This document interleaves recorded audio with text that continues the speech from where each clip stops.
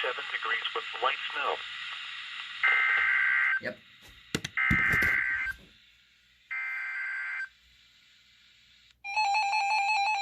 Oh, I forgot you were called in.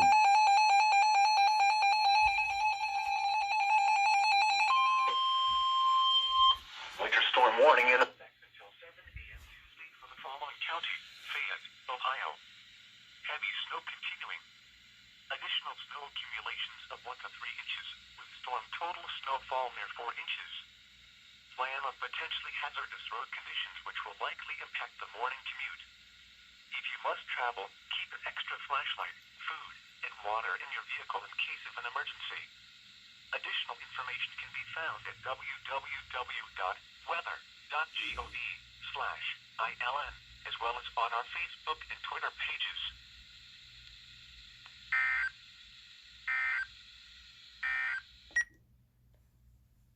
I don't have anything else in because I'm lazy.